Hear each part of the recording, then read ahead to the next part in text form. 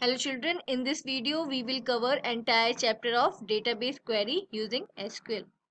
Okay, first we have mass function. First function is par function. The par function returns the value of a number raised to the power of another number. par function का क्या use है? par function की help से हम एक number को उसकी power तक रेज करते हैं. ठीक है, what does it mean? Power function returns the value of a number raised to the power of another number.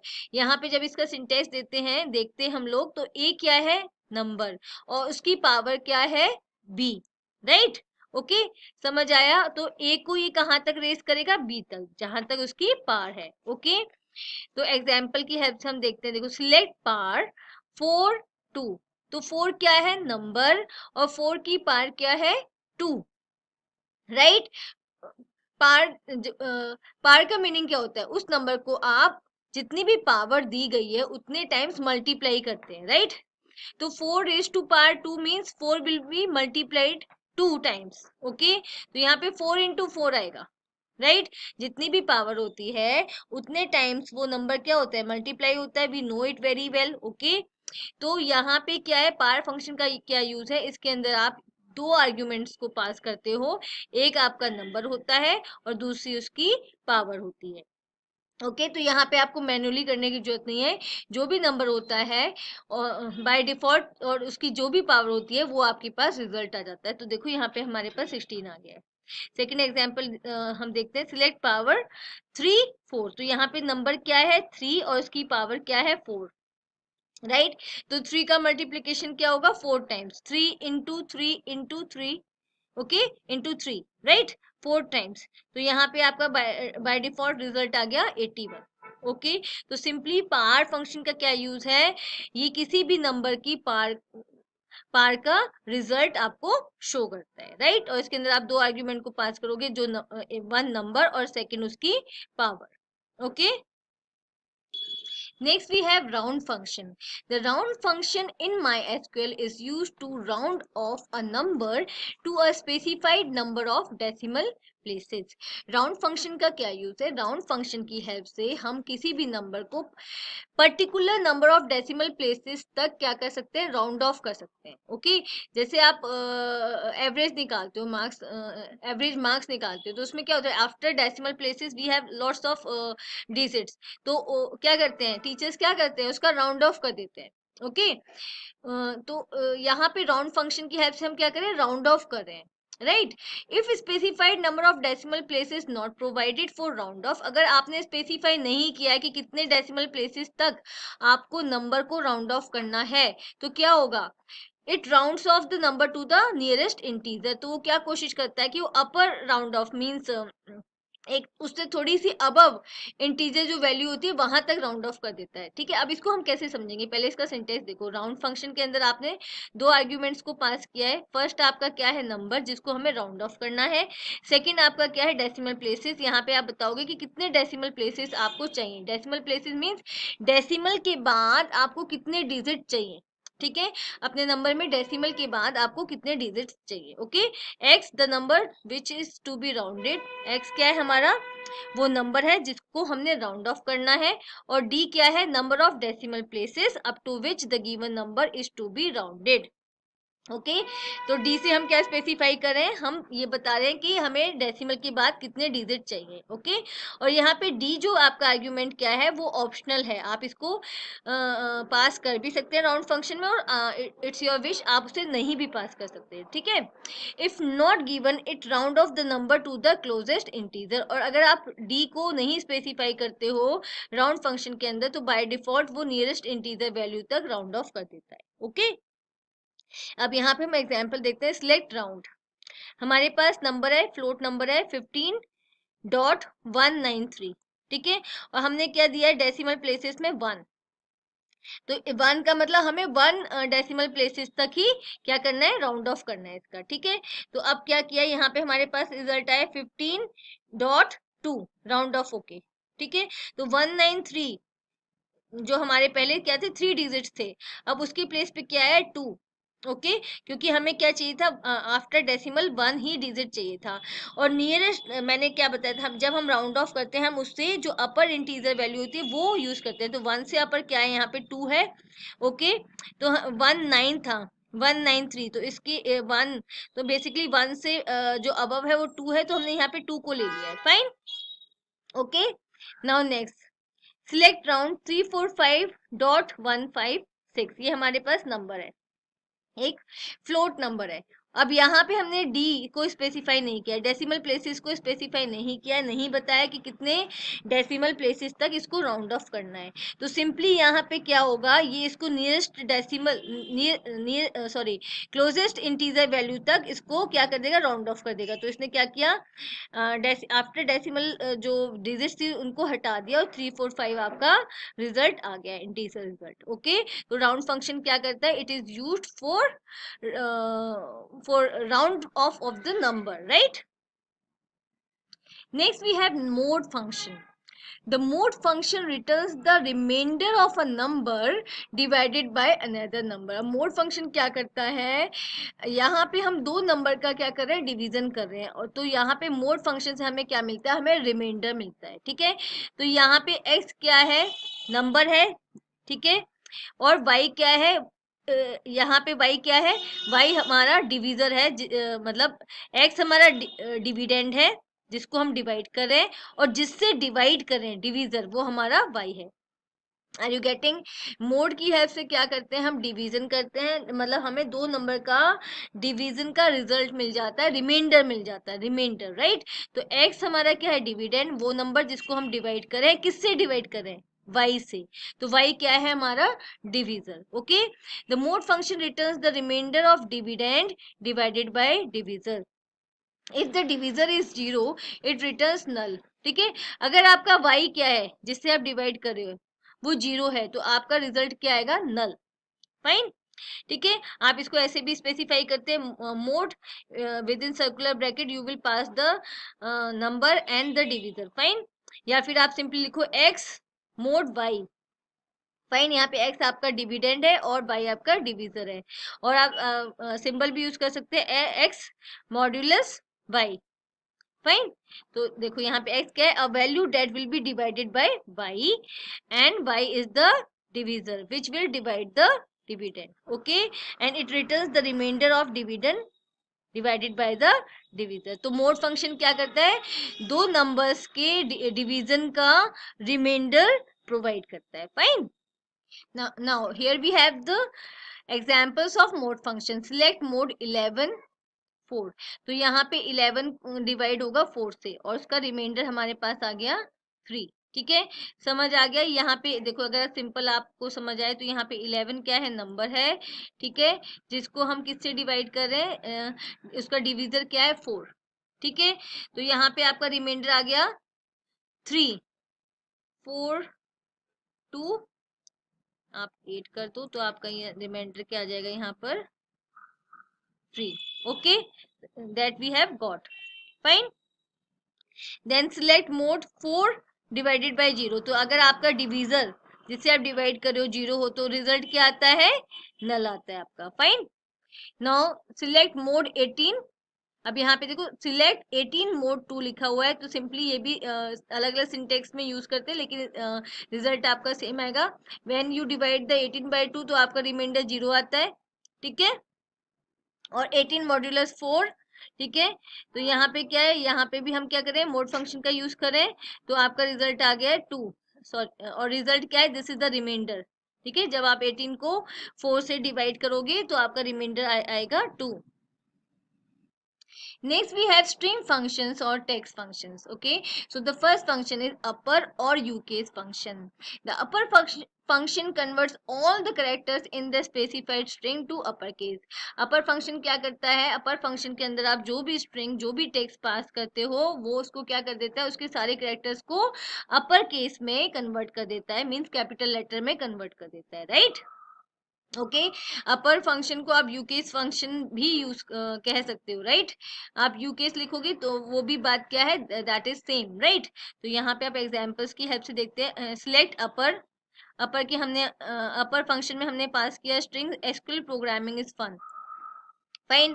तो आप रिजल्ट देखो, इसने क्या किया, एसक्यूएल प्रोग्रामिंग इज फन के सारे कैरेक्टर्स थे, जो स्ट्रिंग के सारे कैरेक्टर्स थे उसको क्या कर दिया, अपर केस में कर दिया है, कैपिटल लेटर में कर दिया है। फाइन। ऐसे आप सिलेक्ट अपर करके किसी भी कॉलम नेम को यूज कर सकते हो, जैसे select upper employee name from employee. ठीक है, एम्प्लॉय नेम जो टेबल एम्प्लॉय का जो कॉलम है एम्प्लॉय नेम, उसके अंदर जितने भी एम्प्लॉयज के नेम होंगे वो किस में आ जाएंगे, कैपिटल लेटर में आ जाएंगे। फाइन। ऐसे ही आप अपर की जगह यूकेस यूज कर सकते हो, select ucase SQL programming is fun. तो देखो यहाँ पे कैपिटल लेटर में आ गया एसक्यूएल प्रोग्रामिंग इज फन। ठीक है, सिलेक्ट यूकेस माइक टेस्टिंग 1 2 3। तो यहाँ पे आ गया माइक टेस्टिंग 1 2 3। ऑब्वियसली नंबर का कोई केस नहीं होता, तो it will come as it is. आपका जो लेटर्स है, जितने भी लेटर्स हैं जो पहले से अपर केस में थे वो एज इट इज आ गए, और जो लोअर केस में थे वो कन्वर्ट होके आ गए। फाइन। तो अपर केस का क्या यूज है, it will convert all the characters of the string passed in the upper function into upper case into capital letters, right? Next we have lower function or L case. The lower function converts all the characters in the specified string to lower case, right? अब lower function का क्या use होता है, इसके अंदर आप जो भी string पास करोगे उसके वो जितने भी characters होंगे उसको convert कर देगा lower case में, स्मॉल लेटर्स में, राइट? सिलेक्ट लोअर, हमने यहाँ पे स्ट्रिंग को पास किया, SQL programming is fun. Now you can see the result, जितने भी उसके अंदर जो ऑलरेडी स्मॉलर केस में थे, लोअर केस में थे, वो एज इट इज आ गए, और जो अपर केस में थे they have converted into the lower case. Fine. Okay, आप लोअर की जगह एल केस भी यूज कर सकते हो, select L case SQL programming is fun. Fine. तो it will be converted into the lower case. Fine. Same here. Select LKs mic testing 1 2 3. Now here you can see all the characters have converted into small letters. Fine. ऐसे आप इसको, जब अगर आपको दिया हुआ है पर्टिकुलर टेबल दी हुई है, तो आप सिलेक्ट लोअर, जो मैंने अभी आपको एग्जांपल दिया था, let us take that example, select lower employee name from employee. ठीक है, तो एम्प्लॉय नेम जो कॉलम होगा उसके जितने भी नेम्स होंगे वो क्या होंगे, लोअर केस में कन्वर्ट हो जाएंगे, जितने भी एम्प्लॉयज के नेम होंगे लोअर केस में कन्वर्ट हो जाएंगे एम्प्लॉय टेबल के। तो अगर आप टेबल के साथ यूज करें तो आप ऐसे यूज कर सकते हो। Fine. Next we have mid function और सब स्ट्रिंग फंक्शन और सब str, राइट? तो ये तीनों फंक्शन सेम है। ठीक है, the sub string function extract अ सब string from a string starting at any position. तो सब स्ट्रिंग फंक्शन का क्या यूज है, सब स्ट्रिंग फंक्शन की हेल्प से हम किसी भी स्ट्रिंग के अंदर से एक सब स्ट्रिंग को निकाल सकते हैं, मतलब उस स्ट्रिंग के एक पर्टिकुलर पार्ट को निकाल सकते हैं, राइट?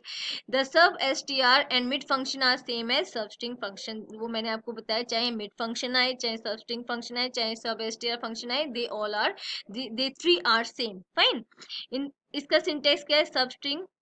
ठीक है, इसके अंदर स्ट्रिंग हमने पास किया है, ओके, जिसमें से हमें सब स्ट्रिंग निकालनी है। ओके, स्टार्टिंग करेक्टर, किस करेक्टर से स्टार्ट करना है, एंड लेंथ, कितने नंबर ऑफ करेक्टर्स हमें लेने हैं। ठीक है, ओके। तो स्ट्रिंग देखो, string, the string to extract from, वो स्ट्रिंग जिसमें से हम सब स्ट्रिंग निकाल रहे हैं। Start, the start position can be both a positive or negative number. If it is positive number, this function extracts from the beginning of the string. If it is negative number, this function extracts from the end of the string. ठीक है, तो ये क्या है, हम position बता रहे हैं कि किस करेक्टर्स, मतलब किस पोजीशन से आपको एक्सट्रैक्ट करनी है सब स्ट्रिंग। ठीक है, अगर ये पॉजिटिव नंबर आप इसमें यूज करते हो तो क्या होगा, स्टार्टिंग ऑफ स्ट्रिंग से ये क्या करेगा, बिगनिंग ऑफ स्ट्रिंग से आपके सब स्ट्रिंग को एक्सट्रैक्ट करेगा, और अगर आप नेगेटिव नंबर यूज करें तो स्ट्रिंग के एंड से स्टार्ट करेगा, राइट? इसे अभी हम एग्जांपल की हेल्प से समझेंगे। Then length, the number of characters to extract, मतलब आपको कितने करेक्टर्स एक सब स्ट्रिंग के अंदर चाहिए, right? If omitted the whole string will be return from the start position. और अगर आप लेंथ स्पेसिफाई नहीं करते हो तो क्या होगा, पूरी की पूरी जो आप स्ट्रिंग है वो आपके पास आ जाएगी एज अ सब स्ट्रिंग। फाइन। अब इसको हम समझेंगे एग्जाम्पल की हेल्प। ओके, अब हम हमारे पास एग्जाम्पल है, सिलेक्ट सब स्ट्रिंग एसक्यूएल ट्यूटोरियल। ठीक है, स्टार्टिंग पोजीशन क्या है 6, और कितने हमें कैरेक्टर्स चाहिए 4। फाइन। तो अब इधर देखो, तो यहाँ पे हमारा 1 2 3, ओके, 4 एक स्पेस करेक्टर हो गया, 5 एंड 6। यू जो हमारा है वो सिक्स्थ करेक्टर है। SQL और हो गए 3, देन हमारा एक बीच में स्पेस करेक्टर है, देन TNU। यू हमारा सिक्स्थ करेक्टर है, और सिक्स्थ करेक्टर से हमें कितने करेक्टर्स चाहिए, लेंथ कितनी है 4, मतलब 4 करेक्टर्स चाहिए, तो UTOR ये आपका क्या आ गया रिजल्ट। फाइन। नेक्स्ट देखते हैं सब स्ट्रिंग एसक्यूएल ट्यूटोरियल -6 4। ठीक है, अब देखो यहाँ पे 6 क्या था, पॉजिटिव नंबर था, तो हमने इसको जो काउंटिंग स्टार्ट करी वो स्टार्टिंग ऑफ द स्ट्रिंग से की है। ओके, अब यहाँ पे हमारी जो पोजीशन है वो क्या है, माइनस में है, तो हम क्या करेंगे, पीछे से इसको काउंट करना स्टार्ट करेंगे, स्ट्रिंग के एंड से इसको काउंट करना स्टार्ट करेंगे। तो यहाँ पे देखो 1 हो गया, 2 हो गया, 3 4 5 6, तो जो हमारा टी है वो 6 पे आ रहा है। ठीक है, और हमें कितने कैरेक्टर्स चाहिए, 4, तो TORI ये आपका रिजल्ट आ गया। ओके, तो ये समझ में आ गया, अगर ये जो आपकी स्टार्टिंग पोजीशन है वो पॉजिटिव नंबर है तो आप स्ट्रिंग के स्टार्टिंग से काउंट करना स्टार्ट करोगे। ठीक है, जो अपने आप मतलब फंक्शन अपने आप स्टार्टिंग से काउंट करना स्टार्ट करेगा, ये तो मैं आपको समझाने के लिए बोल रही हूँ। ठीक है, और अगर नेगेटिव है तो फंक्शन क्या करेगा, स्ट्रिंग के एंड से काउंट करना स्टार्ट करेगा करेक्टर। ठीक है, okay, select substring SQL tutorial 5। अब यहाँ पे क्या है, हमने स्टार्टिंग पोजीशन तो दी है कि 5th पोजीशन से हमें चाहिए, लेकिन कितने कैरेक्टर्स चाहिए ये हमें नहीं पता, तो क्या होगा, इस पोजीशन से लेकर एंड तक वो सारे कैरेक्टर्स को लेगा। ठीक है, क्योंकि जब आप position number of characters define नहीं करते हो तो जो स्टार्टिंग पोजीशन के बाद जितने कैरेक्टर्स होते हैं इंक्लूडिंग द स्टार्टिंग पोजीशन वो सारे कैरेक्टर्स को इंक्लूड करता है। ठीक है, तो यहाँ पे देखो 1 2 3 4, 5 पे क्या होता है टी, तो इसने पूरा वर्ड लिया है ट्यूटोरियल, यहाँ पे देखो ट्यूटोरियल इसने कंप्लीट लिया है। फाइन, समझ आया। Next function is length function. The length function returns the length of the string in bytes. ठीक है, लेंथ फंक्शन क्या करता है, लेंथ फंक्शन बताता है कि जो आपने स्ट्रिंग पास की है उसकी वो कितने बाइट्स, मतलब उसकी लेंथ बाइट्स में कितनी है, राइट। तो वी नो जो 1 करेक्टर होता है वो 1 बाइट क्या करता है, कंज्यूम करता है, 1 बाइट 1 करेक्टर को लेता है। ठीक है, मतलब 1 करेक्टर 1 बाइट को कंज्यूम करता है, 1 उसमें स्टोर होता है 1 बाइट में। ओके, तो यहाँ पे क्या करेगा, बाइट्स में स्ट्रिंग की लेंथ बताएगा, तो सिलेक्ट लेंथ हमारा, अब देखो स्ट्रिंग है एसक्यूएल ट्यूटोरियल। फाइन, तो 1 2 3 एक हमारा स्पेस करेक्टर है, 4 5 6 7 8 9 10 11 12। ठीक है, तो यहाँ पे इसने 12 बाइट्स आपको शो कर दिया कि एसक्यूएल ट्यूटोरियल कितने बाइट्स की लेंथ है, 12 बाइट्स की है। फाइन, ओके, क्योंकि एक करेक्टर 1 बाइट क्या करता है, ऑक्यूपाई करता है। Then select length SQL tutorial for beginners as length of string. अब हमने जो लिखा है एज लेंथ ऑफ स्ट्रिंग, ये क्या है, रिजल्ट में हमारा शो करेगा length of string and then result. ठीक है, ओके, तो यहाँ पे देखो लेंथ ऑफ स्ट्रिंग, और यहाँ पे आपका आ गया 26 बाइट्स, इस पूरे का जो काउंट करके आ गया कि ये स्ट्रिंग कितने बाइट्स की लेंथ है, इसकी 26 बाइट्स की इसकी लेंथ है। फाइन, तो लेंथ फंक्शन की हेल्प से we can get to know the number of bytes occupied by a particular string. Okay, okay, next we have left function. The left function is used to extract a specified number of characters from the left side of a given string. Let function क्या करता है, let function string के left से specified, मतलब जितने आपने character specify जितना आपने number specify किया है उतने characters को extract करता है। समझ आया, लेफ्ट फंक्शन स्ट्रिंग में से जितने आपने करेक्टर्स स्पेसिफाई किए हैं उतने करेक्टर्स को एक्सट्रैक्ट करता है, किस साइड से, लेफ्ट साइड से, राइट। तो लेफ्ट फंक्शन में आपने पास किया स्ट्रिंग को और लेंथ को। लेंथ क्या है, नंबर ऑफ कैरेक्टर्स जितने आपको एक्सट्रैक्ट करने हैं। फाइन, देखो the string given string from which the number of characters are to be extracted. ठीक है, हम स्ट्रिंग को पास करेंगे जिसमें से हम कैरेक्टर्स को एक्सट्रैक्ट कर रहे हैं, कैरेक्टर्स को निकाल रहे हैं। और लेंथ क्या है, लेंथ पैरामीटर से हम बता रहे हैं कि हमें कितने कैरेक्टर्स उसमें से निकालने हैं। ठीक है, if this parameter is larger than the number of characters in the string, this function will return string। अगर हमने len में ऐसा पैरामीटर डाला है जिस मतलब मान लो हमने 15 डाल दिया और स्ट्रिंग में 14 करेक्टर्स हैं, तो क्या होगा, ये कंप्लीट स्ट्रिंग को ही रिटर्न कर देगा। ओके, अगर आप लेन पैरामीटर में लार्जर वैल्यू दे रहे हो तो वो कंप्लीट स्ट्रिंग को ही रिटर्न कर देगा। Okay, Now let us understand this with the help of examples. Select left. Okay, left function में हमने पास किया स्ट्रिंग को एसक्यूएल ट्यूटोरियल, और लेंथ क्या है 3, मतलब 3 कैरेक्टर्स एक्सट्रैक्ट करने हैं किस साइड से, लेफ्ट साइड से। तो यहाँ पे लेफ्ट साइड क्या है, starting of the string SQL, तो यहाँ पे आपका रिजल्ट आ गया SQL. Fine. Now select left USS then 2 3, ये हमने स्ट्रिंग ले रखी है और हमने क्या दिया है, लेंथ क्या दी है 3, मतलब 3 कैरेक्टर्स हमें एक्सट्रैक्ट करने हैं from the left of the string, from the left of the string. तो यहाँ पे देखो यूएसएस आ गया 3 कैरेक्टर्स, ये आपका आ गया example. Next we have write function. The write function is used to extract a specified number of characters from the right side of a given string. तो write function की हेल्प से हम क्या करते हैं, string के right side से number of characters को extract करते हैं। फाइन। तो यहाँ पे आप पास करोगे values first string, okay, and length, okay। String क्या है, जो जिस स्ट्रिंग में से आपको नंबर ऑफ कैरेक्टर्स एक्सट्रैक्ट करने हैं, और लेंथ क्या है, जितने कैरेक्टर्स आपको चाहिए। लेकिन कहाँ से ये एक्सट्रैक्ट करेगा, right side of the string, okay, और you can say from the end of the string. Fine. Okay, और अगेन इसके साथ भी वही सेम सिचुएशन है। अगर आपने लेंथ में क्या दिया, नंबर ऑफ कैरेक्टर्स ज्यादा दिए, ओके, लेंथ में नंबर ऑफ कैरेक्टर्स ज्यादा दिए, तो क्या होगा, ये कंप्लीट स्ट्रिंग को रिटर्न कर देगा। Okay, select right SQL tutorial 3। Okay, तो यहाँ पे राइट फंक्शन में हमने स्ट्रिंग को पास किया एसक्यूएल ट्यूटोरियल, और आपने लेन में क्या दिया है 3।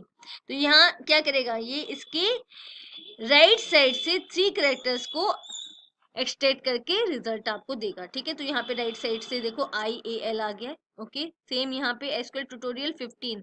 अब 15 क्या है, 15 जो इसके नंबर ऑफ कैरेक्टर्स हैं 12, और यहाँ पे हमने दे दिया है 15, तो क्या होगा, ये कंप्लीट स्ट्रिंग को रिटर्न कर देगा। Fine. Now we have INS, और you can say instr function. ठीक है, इन स्ट्रिंग फंक्शन भी आप कह सकते हो। ठीक है, this function returns the location और position of the first occurrence of a substring within a given string। Okay, तो इस फंक्शन की हेल्प से आपको क्या पता चलता है, एक स्ट्रिंग के अंदर आप सब स्ट्रिंग बताओगे कि वो किस पोजीशन पर है, राइट। ओके, तो इन स्ट्रिंग फंक्शन के अंदर आपका जो फर्स्ट पैरामीटर है स्ट्रिंग है, और सेकंड पैरामीटर क्या है, सब स्ट्रिंग, जो आप आप जो जिसका रिजल्ट ये बताएगा कि वो किस पोजीशन पर है, right. Okay, in string function returns the location और position of the first occurrence of a substring within a given string. Fine. Okay, तो यहाँ हम एग्जांपल की हेल्प से समझते हैं। Select in string corporate floor, और तो यहाँ पे कॉर्पोरेट फ्लोर क्या है, हमारा स्ट्रिंग है। ओके, फर्स्ट स्ट्रिंग है। अब इसके अंदर हमें जो सब स्ट्रिंग है वो क्या है, तो और की पोजीशन बताएगा। तो यू कैन सी यहाँ पे और की पोजीशन क्या है, 2। यू कैन सी यहाँ पे C1 एंड और यहाँ पे यहाँ स्टार्ट हुआ 2 से। ओके, तो इसने आपको और की पोजीशन बता दी है 2, right. Again select in string corporate floor M। Okay, यहाँ पे M क्या है, सबस्ट्रिंग। अब M सबस्ट्रिंग कॉर्पोरेट फ्लोर के अंदर एग्जिस्ट नहीं करती, तो आपका रिजल्ट क्या आ गया है, 0। ओके, तो इन स्ट्रिंग फंक्शन का क्या यूज है, इन स्ट्रिंग फंक्शन के हेल्प से हम पता कर सकते हैं कि जो सब स्ट्रिंग है उसकी स्ट्रिंग के अंदर क्या पोजीशन है। Okay, it returns the location of the first occurrence of a substring within a given string। Here we have one more example of in string। Select in string SQL tutorial SQL. Okay, तो यहाँ पे SQL की यहाँ पे SQL tutorial हमारी string है, जिसके अंदर हमें सब स्ट्रिंग एसक्यूएल की पोजीशन पता करनी है। तो यहाँ पे you can see the result is 1, क्योंकि यहाँ पे एसक्यूएल क्या है, यहाँ पे फर्स्ट जो आपका करेक्टर है वही एसक्यूएल से स्टार्ट हो रहा है, तो यहाँ पे आपकी पोजीशन आ गई 1। Okay, now the next function is ltrim function। The ltrim function removes leading spaces on the left side from a string। ltrim function का क्या यूज होता है, ltrim function जो string के left side में spaces होते हैं उनको क्या कर देता है, ट्रिम कर देता है, मीन्स रिमूव कर देता है। Fine. Okay, leading spaces means जो string के लेफ्ट साइड में स्पेसेस होते हैं, राइट। तो इसका सिंटेक्स क्या है, ltrim function, and in ltrim function you will pass the string। Fine, the string from which leading spaces are removed. Okay, अब यहाँ पे एग्जांपल देखते हैं। सिलेक्ट एल्ट्रिम, एल्ट्रिम के अंदर आपने एसक्यूएल ट्यूटोरियल दिया, उससे पहले क्या है, स्पेसेस है। Now you can see L trim function से क्या हुआ, लेफ्ट साइड के जो स्पेसेस थे, जो लीडिंग स्पेसेस थे, वो रिमूव हो गए। फाइन, ऐसे ही आपने एल्ट्रिम फंक्शन के अंदर स्पेसेस है यहाँ पर, and then RDBMS MySQL। Now you can see यहाँ पे जो लेफ्ट साइड के स्पेसेस थे वो रिमूव हो गए। फाइन, तो एल्टिम फंक्शन की हेल्प से आप क्या कर सकते हो, स्ट्रिंग के जो लीडिंग स्पेसेस होते हैं उनको रिमूव कर सकते। Next function is rtrim। rtrim function removes trailing spaces on the right side from a string. rtrim function क्या करता है, स्ट्रिंग जो आप स्ट्रिंग rtrim फंक्शन के अंदर पास करते हो, उस स्ट्रिंग के राइट साइड के स्पेसेस को, ट्रेलिंग स्पेसेस को रिमूव कर देता है। ठीक है, आप इसका सिंटेक्स क्या, rtrim, और rtrim फंक्शन के अंदर आप स्ट्रिंग को पास कर रहे हो, इस स्ट्रिंग के अंदर अगर राइट साइड में स्पेसेस हैं तो rtrim फंक्शन क्या करेगा, उन स्पेसेस को रिमूव कर देगा। फाइन, नाउ सी यहाँ पे क्या है, एसक्यूएल ट्यूटोरियल आपने क्या लेफ्ट में भी दिया है और राइट में भी दिया है, तो इसने क्या किया, लेफ्ट के स्पेसेस को रिमूव नहीं किया, राइट के स्पेसेस को रिमूव किया है। Same here you can C RDBMS MySQL के अंदर लेफ्ट के स्पेसेस रिमूव नहीं हुए, यहाँ पे राइट के स्पेसेस रिमूव हुए, बिकॉज यहाँ पे हम क्या यूज करें, rtrim फंक्शन यूज करें, जो ट्रेलिंग स्पेसेस, राइट साइड के स्पेसेस को रिमूव करता है। Now next we have trim function. The trim function removes leading as well as trailing spaces from the string। trim function क्या करता है, लीडिंग स्पेसेस को भी रिमूव करता है। लीडिंग स्पेसेस कौन कौन से स्पेसेस होते हैं, जो लेफ्ट साइड ऑफ स्ट्रिंग होते हैं, एंड ट्रेलिंग स्पेसेस को भी रिमूव करता है, जो राइट साइड में होते हैं। ओके, ट्रिम फंक्शन की हेल्प से हम स्ट्रिंग के लेफ्ट साइड के स्पेसेस को भी रिमूव कर देते हैं और राइट साइड के स्पेसेस को भी रिमूव कर देते हैं। The string from which leading and trailing spaces are removed. Okay, यहाँ पे एग्जाम्पल देखते हैं। Select trim. ओके, अब आप यहाँ पे देखो, लेफ्ट साइड भी आपके स्पेसेस है एंड राइट साइड भी आपके स्पेसेस है।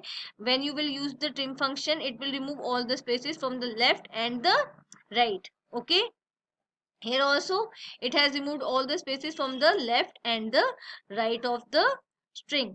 Okay, now we have date functions. So the first function is now function.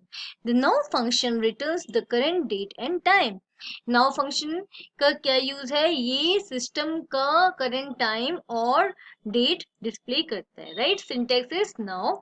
अब आपने यहाँ पे सिलेक्ट नाउ दिया है, तो यहाँ पे जब भी एग्जीक्यूट हुआ है, जब भी कमांड एग्जीक्यूट हुई है, वो डेट और वो टाइम डिस्प्ले हो गया है। Right, now we have date function.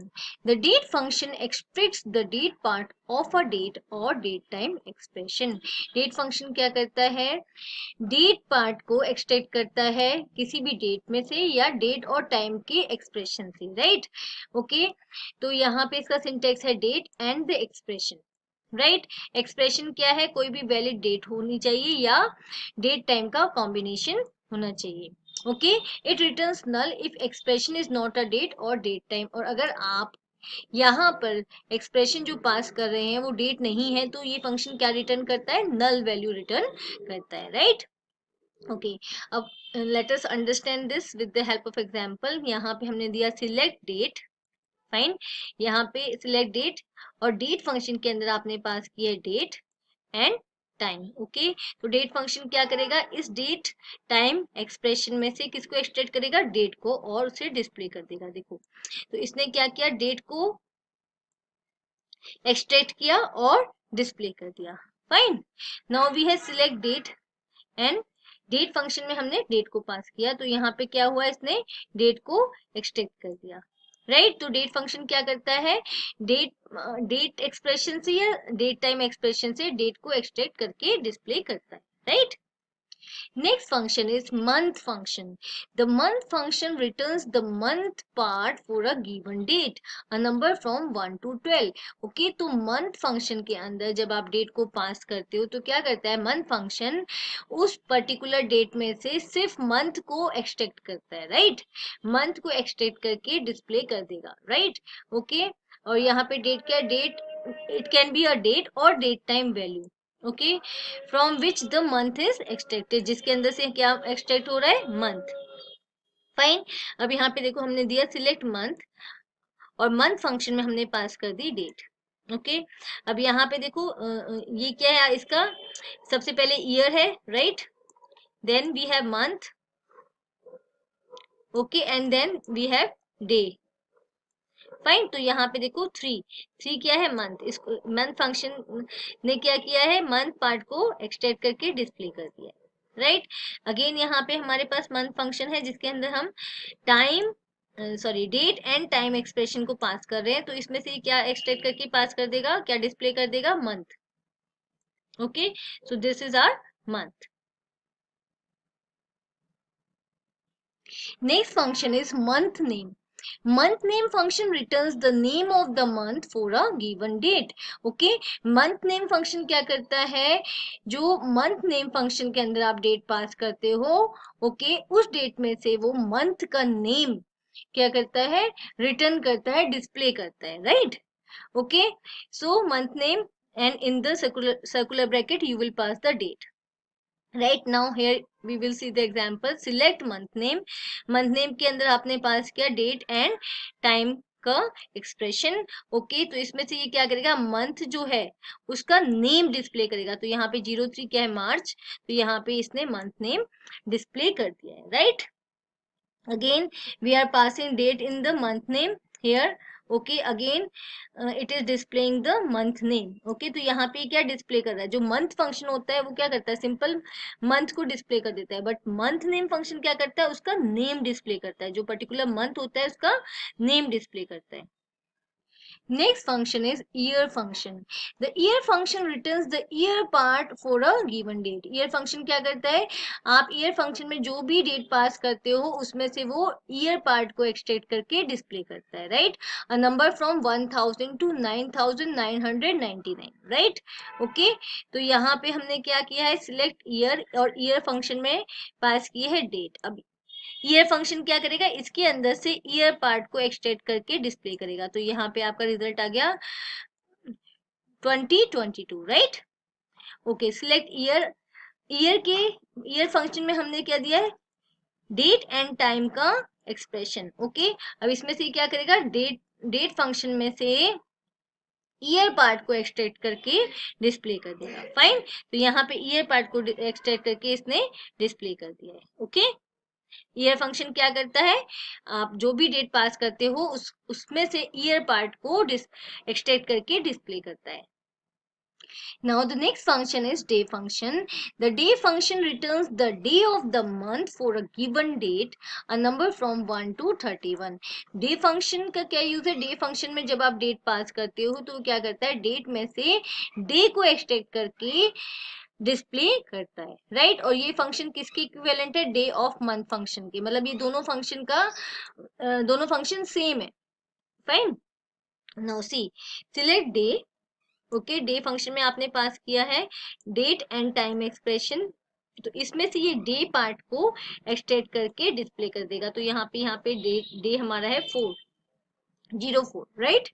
Okay, again we have pass the date in day function, तो यहाँ पे इसने क्या किया है, डे को एक्सटेंड करके डिस्प्ले कर दिया है। फाइन, डे फंक्शन क्या करता है, डे फंक्शन डेट में से डे पार्ट को एक्सटेंड करके डिस्प्ले करता है।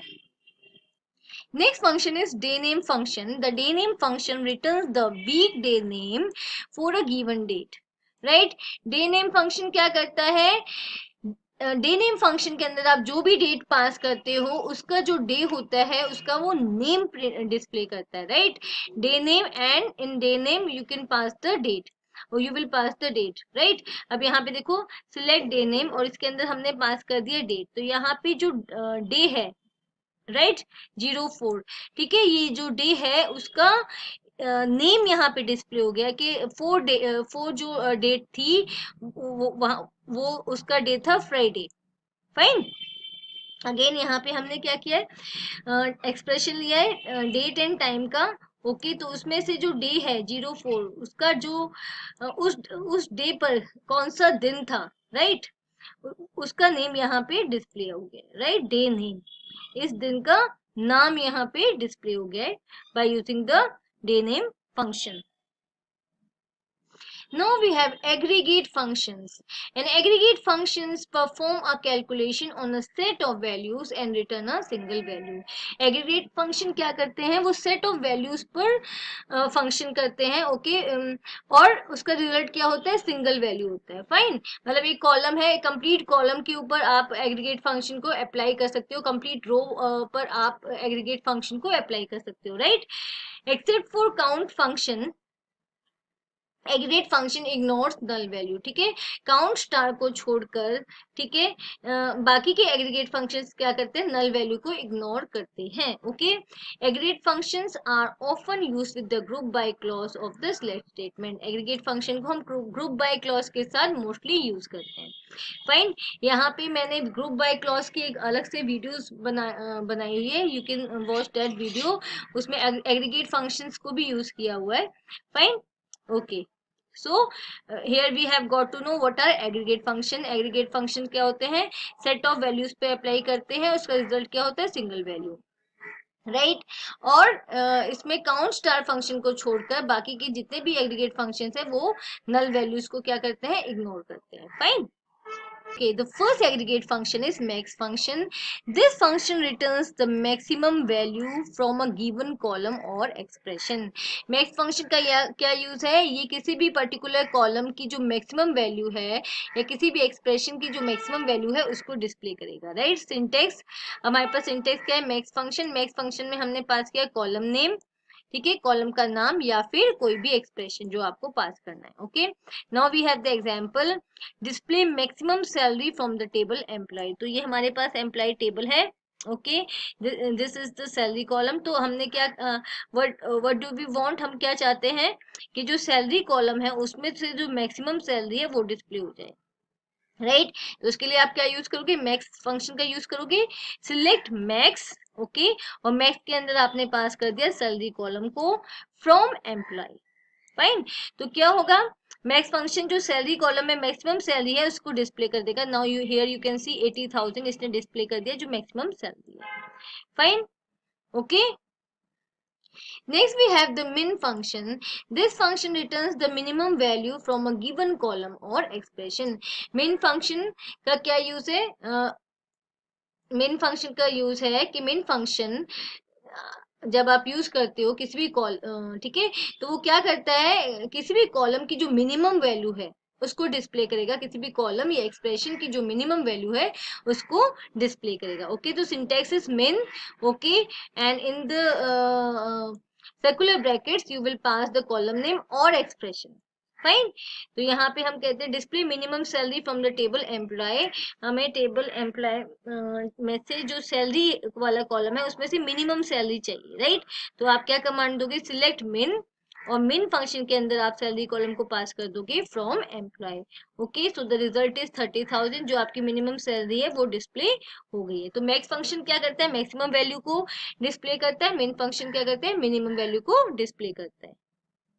Now we have the average function. The average function is used to find the average value of any column or expression based on a column. Average function का क्या use है, average function की help से हम किसी भी column की values का average निकाल सकते हैं, right? या किसी भी expression की values का average निकाल सकते हैं. The average function always takes argument of integer type. Average function क्या करता है, हमेशा integer type की ही value क्या करता है, लेता है, right? एवरेज फंक्शन के अंदर आप इंटीजर वैल्यूज को ही पास कर सकते हो. ओके, सी सिंटेक्स क्या है, एवरेज, कॉलम नेम, कॉलम का नाम या फिर expression. Okay, display average salary from table employ. तो यहाँ पे हमने क्या क्वेरी दी है कि जो सैलरी है कॉलम है उसमें हमें क्या चाहिए, एवरेज सैलरी चाहिए. तो सिंपली आपने क्या किया, सिलेक्ट एवरेज, और एवरेज फंक्शन में आपने पास कर दिया salary, salary column from employ. So here you can सी जो एवरेज जो एक सैलरी है वो आपकी निकल के आ गई है, वो आपकी एज अ रिजल्ट आ गई है. ओके, तो जब आपको किसी भी कॉलम की वैल्यूज का एवरेज चाहिए, right, you can use the average function. Next we have the sum function. The sum function returns the sum of values in a given column or expression. Sum function का क्या use है? Sum function की help से हम किसी भी column की values का सम निकाल सकते हैं. Okay? The sum function always take arguments of integer type only. Sum function में भी क्या है? जो भी आप वैल्यूज पास करोगे वो कैसी होनी चाहिए? इंटीजर वैल्यूज होनी चाहिए. डेट वैल्यूज या स्ट्रिंग वैल्यूज नहीं होनी चाहिए. राइट? तो सम फंक्शन में आप कॉलम नेम पास करोगे या फिर एक्सप्रेशन पास करोगे जिसकी वैल्यूज का आपको सम चाहिए. ठीक है. Display total salary of all the employees listed in the table employ. ठीक है. तो आपको टोटल सैलरी यहाँ पे डिस्प्ले करानी है. तो आपने यहाँ पे कमांड दिया सिलेक्ट सम और सम के अंदर दिया है salary column from employ. Employ क्या है? टेबल का नेम. ओके. तो यहाँ पे जो जो भी सैलरीज है उन सबका टोटल होके आ गया है. यहाँ पे this is the sum 2,77,000. Fine. Next function is count function. The count function counts the number of rows in a given column or expression. Count function क्या count करता है? Count function count करता है number of rows. ठीक है. जो भी column आपने पास किया है उसमें कितनी rows है या फिर जो expression आपने पास किया है उसमें कितनी rows है. Right? Count function returns the number of non null values. So the count function null values को count नहीं करता है. Okay? Only non null values को काउंट करता है. राइट? नल वैल्यूज को काउंट नहीं करेगा. सिंटेक्स क्या है? काउंट फंक्शन में आप पास करोगे कॉलम का नाम या फिर एक्सप्रेशन. राइट? ओके. तो यहाँ पे हमने क्वेरी दी है display number of distinct city from employ. Distinct keyword क्या करता है? डिस्टिंक्ट कीवर्ड करता है डुप्लीकेट वैल्यूज को रिमूव करता है. तो हमें क्या है? Distinct city. सिलेक्ट काउंट करो डिस्टिंक्ट सिटी मीन्स जो सिटी बार बार रिपीट ना हो. ओके. उनका काउंट करो फ्रॉम एम्प्लॉय. तो यहाँ पे देखो 1 दिल्ली, देन जयपुर, कानपुर, बेंगलोर. ओके. ये 4 हो गई. यहाँ पे फिर कानपुर 2 टाइम्स क्या हुआ है? रिपीट किया. तो ये इसको काउंट नहीं करेगी क्योंकि यहाँ पे हमने डिस्टिंक्ट कीवर्ड लगाया है. राइट? तो यू कैन सी यहाँ पे रिजल्ट आपका क्या है? 4. Fine. Okay. Select count distinct city from employees. तो यहाँ पे काउंट ने काउंट कर दिया है सिटी के अंदर कितनी रोज आई हैं. Okay. Number of rose count कर दिया. और डिस्टिंक्ट रोज मतलब डिस्टिंक्ट मीन्स जो वैल्यू बार बार रिपीट नहीं होती. फाइन. ओके. अगर यहाँ पे डिस्टिंक्ट कीवर्ड नहीं लगा होता तो यहाँ पे नंबर ऑफ रोज आ जाती 6. Okay. Next function is count star function counts all rows including the duplicates and nulls. जब आप count star function का यूज करते हैं तो count star क्या करता है? सारी की सारी rows को count करता है चाहे duplicate rows हो चाहे उस rows के अंदर null values हो. Right? Syntax क्या है? count star. Right? अब यहाँ पे देखो display number of records in the table employee और आपने यहाँ पे query दी है select count star from employee. तो यहाँ पे इसने क्या किया है? जितनी भी rows हैं सबको count किया है. ओके. चाहे उसके अंदर डुप्लीकेट वैल्यू. यहाँ पे देखो यहाँ पे हमारी 3 रोज क्या है? ये जो 2 रोज है वो डुप्लीकेट है. Even then they are counted. Right? Okay. So the total number of rows are 6. Here is the result. Count star क्या करता है? सारी रोज जितनी भी रोज होती है सबको काउंट करता है चाहे डुप्लीकेट रोज हो चाहे नल रोज हो. Right? What is the use of group by having an order by clause in SQL?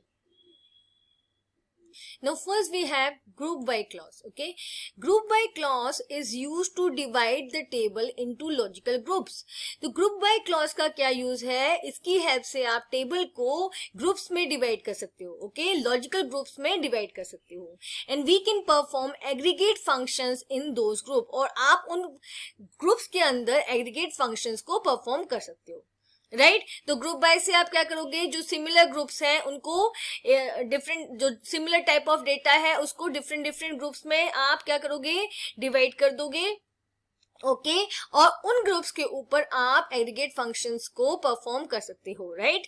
In this case aggregate function will return output for each group. और जो एग्रीगेट फंक्शन है वो क्या करेंगे? ग्रुप वाइज आपको रिजल्ट दिखाएंगे.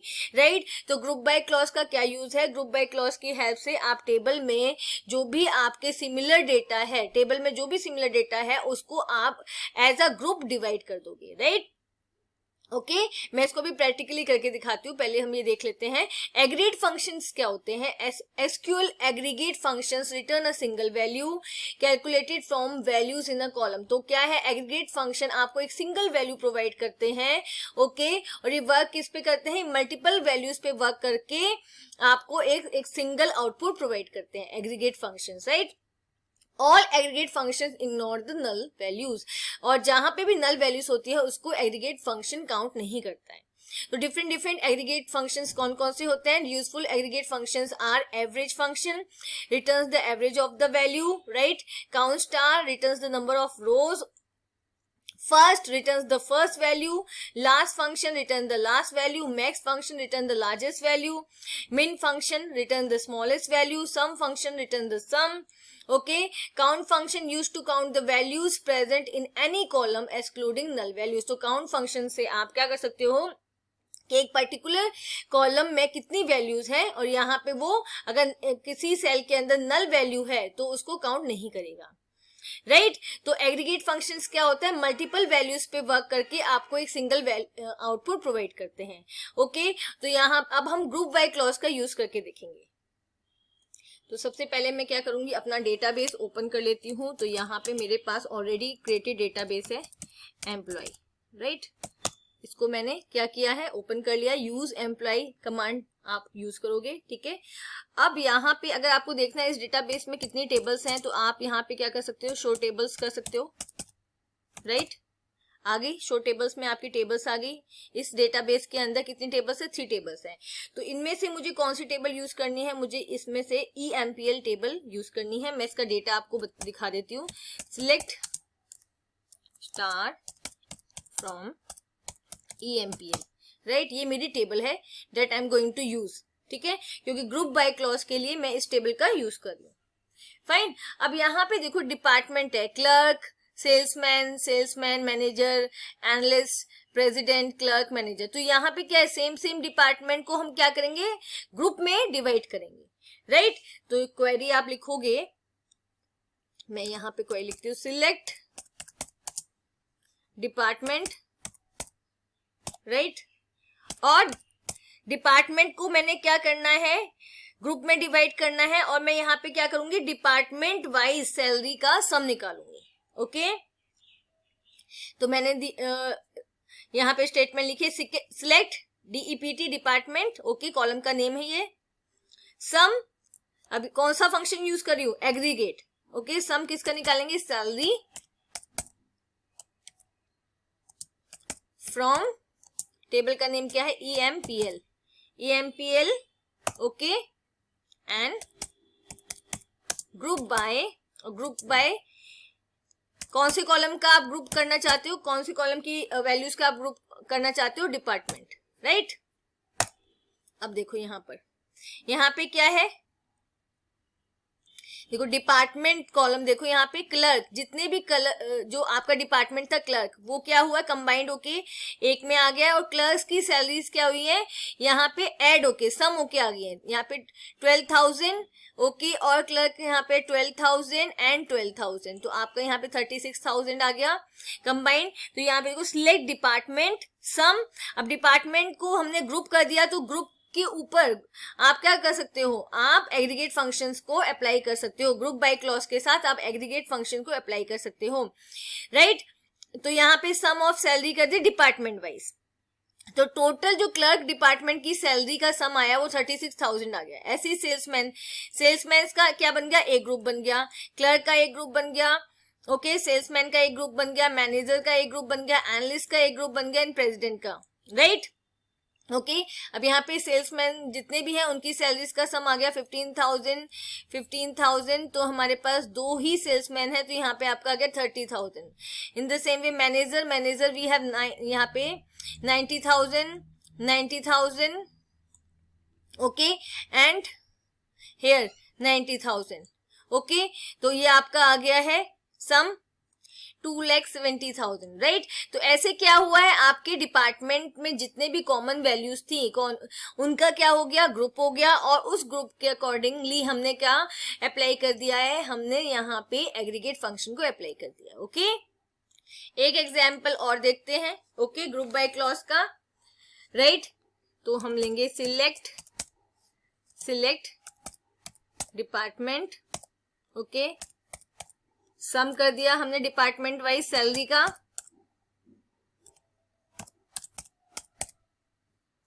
सम कर दिया, एवरेज निकाल लेते हैं, जितनी भी सैलरी है उसका एवरेज निकाल लेते हैं डिपार्टमेंट वाइज। एचक्यूएल आपकी केस सेंसिटिव लैंग्वेज नहीं है, आप इसमें कैपिटल लेटर्स में भी लिख सकते हैं कमांड्स, और आप इसमें स्मॉल लेटर्स में भी लिख सकते हो, okay. Max salary, right, maximum salary, minimum salary, okay.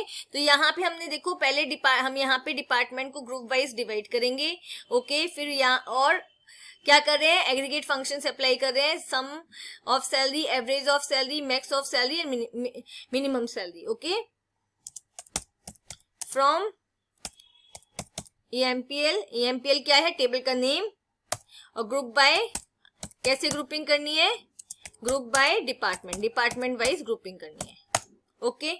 Now look at this, अब देखो department wise sum of salary आ गई, क्लर्क डिपार्टमेंट में क्या है आपका सम ऑफ सैलरी आ गया, एवरेज सैलरी आ गई है, मैक्सिमम सैलरी आ गई है कि 12,000 मैक्सिमम सैलरी है, और मिनिमम सैलरी भी वहां पे 12,000 ही है, राइट। तो यहाँ पे देखो क्या हुआ है, डिपार्टमेंट वाइज ग्रुपिंग हो गई है, और उसके ऊपर हमने क्या कर दिया, एग्रीगेट फंक्शन अप्लाई कर दिया, sum function, average function, max function, min function, okay. Now we have having clause, placing conditions on group. आपने क्या किया, ग्रुप बाय की हेल्प से ग्रुप्स क्रिएट किए, ओके, लॉजिकल ग्रुप्स बनाए। अब अगर आपको उन ग्रुप्स पर कंडीशंस को अप्लाई करना है तो आप कौन सा क्लॉज यूज करोगे, आप हैविंग क्लॉज का यूज करोगे, okay. The having clause places conditions on group in contrast to where clause that places conditions on individual rows. तो अगर आपको ग्रुप के ऊपर क्या करना है, कंडीशन को अप्लाई करना है, तो आप हैविंग क्लॉज का यूज करते हो, राइट। और अगर आपको सिंगल और यू कैन से इंडिविजुअल रो पर अगर आपको कंडीशन अप्लाई करनी है तो आप वेयर क्लॉज का यूज करते हो, राइट। तो ये क्वेश्चन मोस्टली आ जाता है, what is the difference between having clause and where clause. So having clause is can be used to apply conditions on group and where clause places conditions on individual rows, okay. While where conditions cannot include aggregate functions, और जब आप where clause का use करते हो, right, तो आप वहां पर एग्रीगेट फंक्शन का यूज नहीं कर सकते। एग्रीगेट फंक्शन किसके साथ यूज होते हैं, हैविंग क्लॉज के साथ यूज होते हैं। अंडरस्टूड, क्या डिफरेंस है दोनों के अंदर। हैविंग क्लॉज क्या करता है, ग्रुप के ऊपर कंडीशन को प्लेस करता है, ओके। वेयर क्लॉज क्या करता है, सिर्फ एक इंडिविजुअल रो के ऊपर कंडीशन को प्लेस करता है, राइट। वेयर क्लॉज के साथ आप एग्रीगेट फंक्शंस को यूज नहीं कर सकते, पर आप हैविंग क्लॉज के साथ एग्रीगेट फंक्शंस को यूज कर सकते हो, राइट। तो हमने अभी ग्रुप बना ली ग्रुप बाय क्लॉज से, अब हम क्या करेंगे, हैविंग क्लॉज की हेल्प से उन ग्रुप्स के ऊपर कंडीशंस को अप्लाई करेंगे, ओके, राइट। तो अब हम अपनी क्वेरी लिखेंगे, select department, okay, and average ले लेते हैं, एवरेज ऑफ सैलरी, ठीक है। ये एग्रीगेट फंक्शन है आपका, फ्रॉम EMPL, राइट। EMPL क्या है, टेबल का नेम है। अब ग्रुपिंग किससे कर रहे हो आप, group by department, group by department कर दिया। अब देखो आपने क्या किया, सिलेक्ट डिपार्टमेंट कॉलम को लिया है, और एवरेज सैलरी आपने निकाली है department wise, okay, from employ table, group by department कर दिया। अब हम क्या करेंगे, इसमें कंडीशन भी लगाएंगे with the help of having clause. तो हमने कंडीशन लगाई हैविंग डिपार्टमेंट, और डिपार्टमेंट क्या कर दिया, हैविंग डिपार्टमेंट इन ऑपरेटर का यूज कर रहे हैं हम यहाँ पे, having department in clerk, okay, and analyst. तो आपने क्या कंडीशन प्लेस की है, आपने कंडीशन प्लेस की है कि आपको डिपार्टमेंट वाइज निकालनी है एवरेज सैलरी, ठीक है। लेकिन आपने यहाँ पे कंडीशन क्या प्लेस कर दी है, हैविंग डिपार्टमेंट इन, कौन कौन से डिपार्टमेंट हो, इन क्लर्क एंड एनालिस्ट। तो यहाँ पे सिर्फ 2 डिपार्टमेंट का आपके पास क्या आएगा, ग्रुपिंग होके एवरेज सैलरी निकल के आएगी, क्योंकि हमने डिपार्टमेंट के लिए कंडीशन प्लेस कर दिया कि सिर्फ 2 ही डिपार्टमेंट आप यहाँ पे ले रहे हो, क्लर्क एंड एनालिस्ट, राइट। अब मैं एंटर प्रेस करती हूँ, देखो क्लर्क का ग्रुपिंग हुई, ओके, उसकी एवरेज सैलरी आ गई। ऐसे ही एनालिस्ट की ग्रुपिंग हुई और एनालिस्ट की एवरेज सैलरी आ गई, राइट। तो यहाँ पे हमने हैविंग क्लॉज की हेल्प से क्या किया, कंडीशन को प्लेस किया है ग्रुप के ऊपर, राइट। एक और एग्जांपल लेते हैं हम इसका, ओके, थोड़ा सा इसको अप कर दूं। एक और एग्जांपल लेते हैं, select department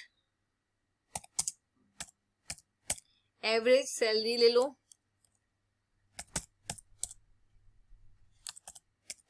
average salary, okay, and sum of salary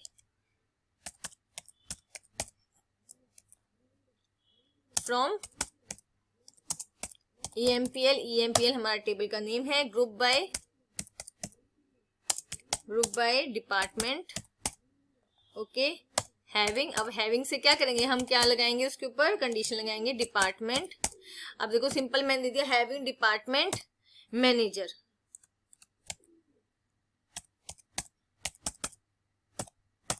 तो क्या कंडीशन लगा दी कि आप डिपार्टमेंट वाइज ग्रुपिंग करोगे, एवरेज सैलरी निकालोगे, सम ऑफ सैलरी निकालोगे, ओके। लेकिन यहाँ पे डिपार्टमेंट आप कौन सा ले रहे हो, सिर्फ मैनेजर ले रहे हो, राइट। तो क्या करेगा, जितने भी मैनेजर्स हैं उनको एक ग्रुप में कन्वर्ट करेगा, मतलब उनको एक ग्रुप में कंबाइन करेगा और उनकी एवरेज सैलरी निकलेगी और सम ऑफ सैलरी निकलेगी, राइट। एंटर प्रेस करते हैं, देखो मैनेजर्स की एवरेज सैलरी आ गई और मैनेजर का सम आ गया। तो हैविंग क्लॉज की हेल्प से आपने क्या किया है, कंडीशन को प्लेस किया है यहाँ पे, okay. Next we have order by clause. The order by clause allows sorting of the query results by one or more columns. तो order by का क्लॉज का यूज करके आप क्या कर सकते हो, जो आपका आउटपुट टेबल आया है, राइट, रिजल्ट आया है क्वेरी का, आप उसमें कॉलम्स को अरेंज कर सकते हो, right, okay. The sorting can be done either in ascending or in descending order. तो शॉर्टिंग कैसे कर सकते हो, आप असेंडिंग ऑर्डर में कर सकते हो फ्रॉम स्मॉल टू लार्ज, और डिसेंडिंग में from large to small, right.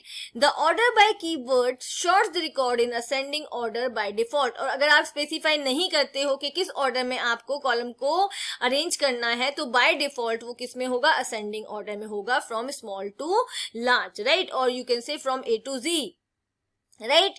The data in the table is not sorted, only the results that appear on the screen are sorted. तो ये क्लैरिफाई क्या कर रहा है कि जो ओरिजिनल टेबल रहती है वो एज इट इज रहती है, वो चेंज नहीं होती है।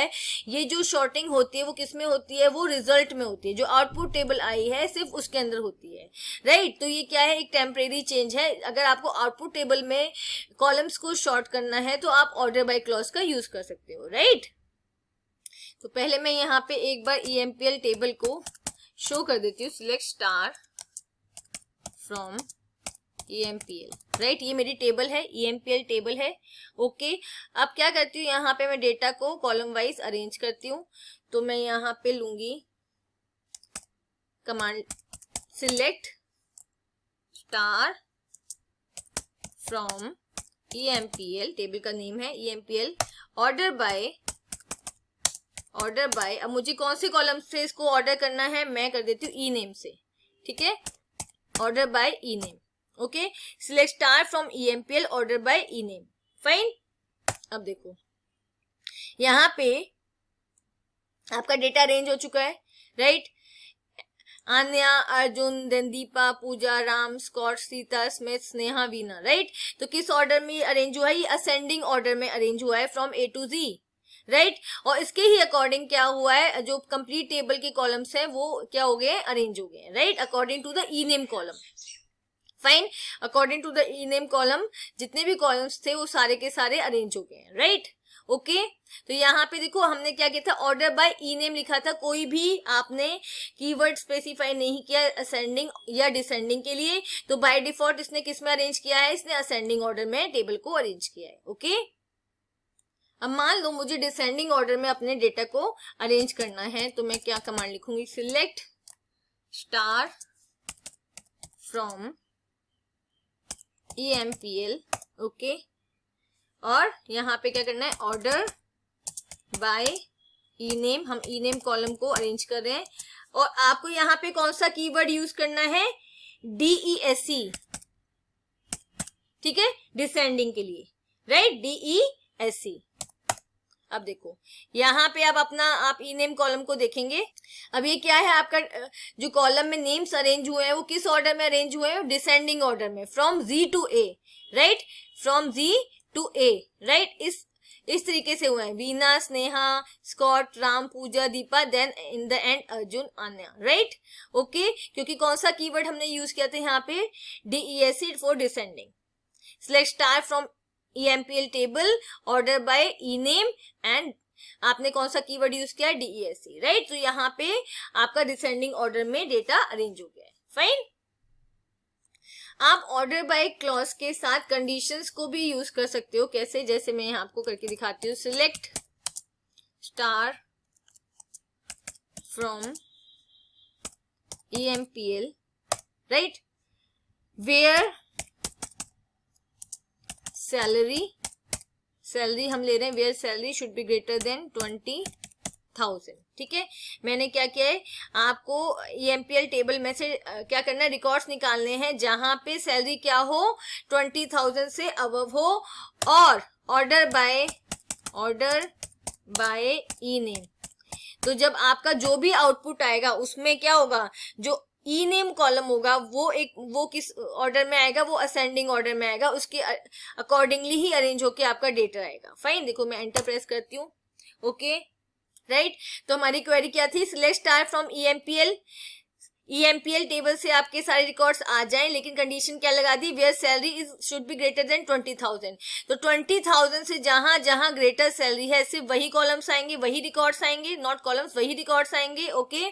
लेकिन आपने यहाँ पे एक चीज और कर दी, ऑर्डर बाय E-नेम, आउटपुट टेबल कैसे आएगी, अरेंज होके आएगी E-नेम के अकॉर्डिंगली, राइट, और हमने यहाँ पे वो कीवर्ड नहीं दिया है कोई भी ASC या DESC, तो बाय डिफॉल्ट ये असेंडिंग ऑर्डर में अरेंज होकर आपके पास टेबल आ गई, और वो रिकॉर्ड्स आ गए जहां पे क्या है, सैलरी ग्रेटर देन है 20,000 के, ओके।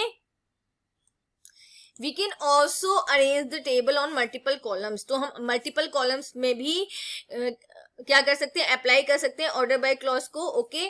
तो यहाँ पे मैं क्या करती हूँ, पहले एक टेबल आपको शो कर देती हूँ, सिलेक्ट स्टार फ्रॉम EMP, जो मैंने ऑलरेडी बना रखी है जस्ट टू सेव टाइम, ठीक है। ये हमारे पास एक टेबल है EMP जिसमें कॉलम्स है ID, roll number and E name, okay. तो अब मैं क्या करूंगी, दो कॉलम्स को यहाँ पे अरेंज करूंगी ऑर्डर बाय क्लॉज की हेल्प से, राइट। तो आप यहाँ पे लिखोगे select star from EMP, right, order by roll number हम किस में दे देंगे, असेंडिंग में दे देंगे, ठीक है। और अगर आप ASC नहीं लिखते तभी वो असेंडिंग में जाता, और ID कॉलम आपने किस में दे दिया, DESC, डिसेंडिंग में, राइट, एंटर प्रेस कर दो, ओके।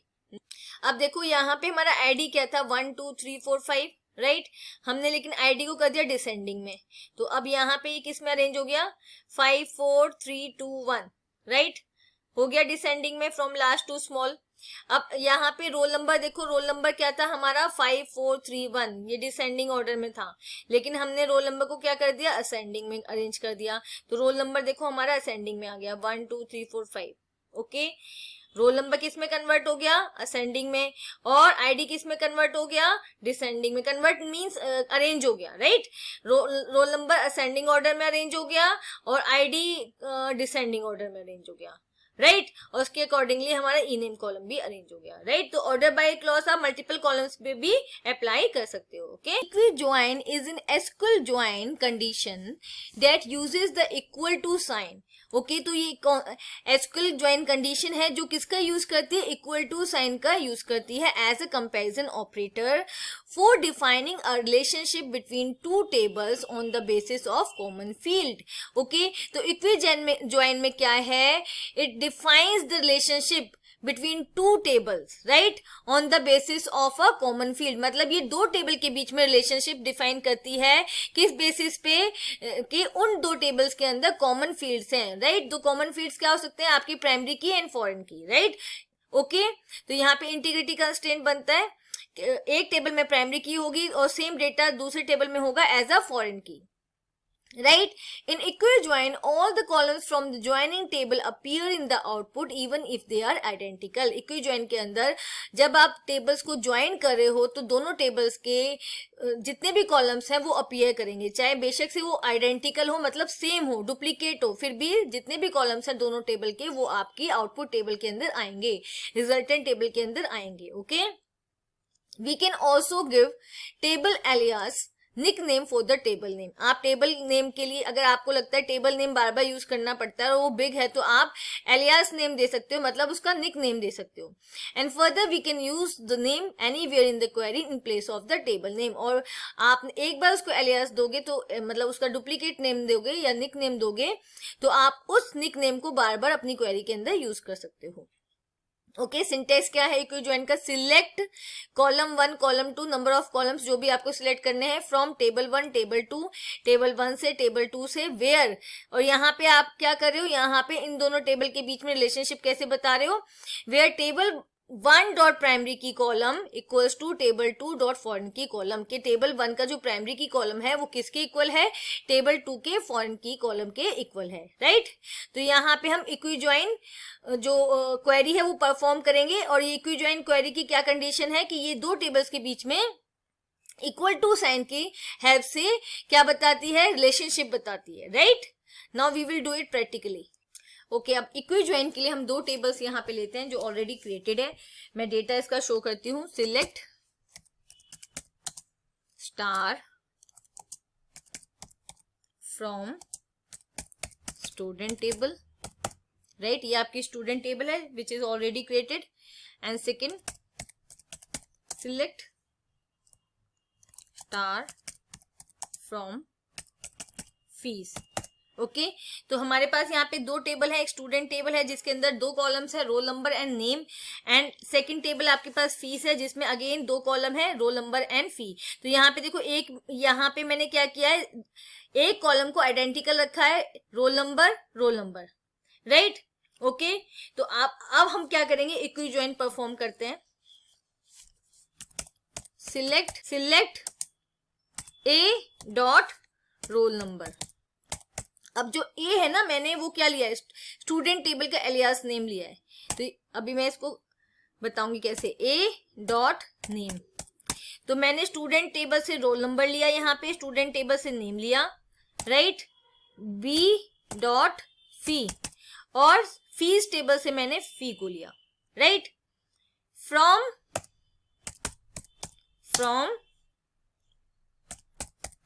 स्टूडेंट ए। तो मैंने यहाँ पे स्टूडेंट ए, हाँ स्टूडेंट ए क्या है दिया है, स्टूडेंट टेबल का एलियास नेम और you can say nickname. Okay and fees B और फीस टेबल का एलियास नेम क्या दिया है, बी। समझ आया। Select A dot roll number क्या है, यहाँ पे आप अदरवाइज क्या लिखते हैं, student dot roll number, student dot name और यहाँ पे लिखते हैं फीस डॉट फी राइट। तो उसको छोटा करने के लिए हमने क्या कर दिया, स्टूडेंट टेबल का एलियास दे दिया ए और फीस टेबल का एलियास दे दिया बी। अब सिंपली हमने A dot roll number, A dot name, B dot fee दे दिया फ्रॉम स्टूडेंट ए। अब यहाँ पे आपको उसको डिफाइन करना होता है कि इसका क्या एलियास नेम दे दो टेबल का, student A fees B right, where अब यहाँ पे क्या दिखाओगे आप, रिलेशनशिप दिखाओगे, ए डॉट रोल नंबर मतलब स्टूडेंट टेबल का जो रोल नंबर है ओके वो किसके इक्वल है, वो आपका फी टेबल के रोल नंबर के इक्वल है राइट। देखो आपका आ गया है, ये क्या है आपका ज्वाइन, राइट। अब देखो आपने ए टेबल मतलब स्टूडेंट टेबल से रोल नंबर लिया था, तो स्टूडेंट टेबल से आपके पास रोल नंबर आया है, राइट। और आपने क्या लिया था, नेम लिया था, ओके ओके। नेम भी आपका स्टूडेंट टेबल से आया, फी आपकी कहां से आई है, आपकी फीस टेबल से आई है। आपने क्या लिया, स्टूडेंट टेबल से रोल नंबर, ओके, नेम और फीस टेबल से आपने ली फी। लेकिन आप क्या कर रहे हो, दो टेबल्स की टपल को ज्वाइन कर रहे हो, तो यहाँ पे कॉमन रोल नंबर क्या है, आपको कौन कौन से टपल्स एक्सेस करने हैं जहां पे स्टूडेंट टेबल का रोल नंबर इक्वल है फी टेबल का रोल नंबर, राइट। तो 2 वाला, राइट, 2 वाला आ गया, 4 वाला 4 आ जाएगा आपका, एंड आपका आ जाएगा 5। समझ आया, आपने कंडीशन क्या दी थी, जहां पे स्टूडेंट टेबल का रोल नंबर किसके इक्वल है, फी टेबल के रोल नंबर के इक्वल है। तो आपके पास 3 रिकॉर्ड्स आएंगे, कॉमन रिकॉर्ड्स आएंगे, ठीक है। तो यहाँ पे रोल नंबर 2, नेम आएगा जया और फीस आएगी 4500, ओके। एंड आपकी सेकंड टपल क्या होगी, roll number 4, name Diksha, okay, and fee क्या होगी आपकी 5500, राइट। एंड थर्ड टपल आपकी क्या आएगी, roll number 5, name Pranav, and fee आपकी क्या आएगी 5000, ओके। तो ये आपकी टेबल आ गई है जहां पे रोल नंबर, स्टूडेंट टेबल का रोल नंबर किसके इक्वल है, फी टेबल के रोल नंबर के इक्वल है, राइट। अब एक एग्जांपल हम और देखते हैं इक्वी ज्वाइन का, सिलेक्ट स्टार फ्रॉम स्टूडेंट। अब हम क्या करें, सारे रिकॉर्ड्स ले रहे हैं, कोई पर्टिकुलर कॉलम नहीं ले रहे, फीस वेयर, कंडीशन लगा देंगे where student dot roll number equals to fees dot roll number, fine. अब मैंने क्या लिया, select star from student fees, सारे कॉलम्स आ जाए स्टूडेंट के और फीस के, जहां पे, लेकिन कौन से कॉलम्स आएंगे, कौन सी टपल्स इसमें आएंगी, कॉलम्स तो सारे आ जाएंगे बट टपल्स कौन सी आएगी, where student dot roll number equals to fees dot roll number, जहां पे स्टूडेंट का रोल नंबर की जो वैल्यू है वो फीस के रोल नंबर की जो वैल्यू है उसके इक्वल हो, राइट। अब यहाँ पे इक्वी ज्वाइन में एक और कंडीशन होती है कि जब आप दो टेबल्स को ज्वाइन कर रहे हो, राइट, दो कंप्लीट टेबल्स को ज्वाइन कर रहे हो, तो जो कॉलम्स आइडेंटिकल हैं, आइडेंटिकल मींस जो सेम है, वो भी रिजल्टेंट टेबल में अपीयर करते हैं। देखो इसका रिजल्ट, एंटर प्रेस करती हूँ।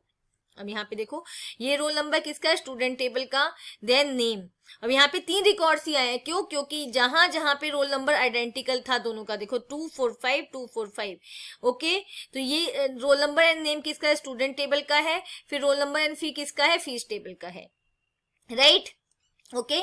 अब यहाँ पे रोल नंबर स्टूडेंट टेबल का और रोल नंबर आपका फी टेबल का दोनों आइडेंटिकल है, फिर भी ये क्या है, रिजल्टेंट टेबल में आए हैं in case of the equi join, right, okay. और जो आपका जो कंडीशन हमने दी थी, student dot roll number equals to fees dot roll number, जो तो यहाँ पे क्या है, स्टूडेंट के जो रोल नंबर है वो किसके इक्वल हो, फी के रोल नंबर के इक्वल हो। तो जहां जहां पे इक्वल है वहां पे क्या हुआ है, डेटा इसने टपल्स को क्या किया है, ज्वाइन किया है, right. Next video, if you like my video please like it, share it and subscribe my channel. Thank you.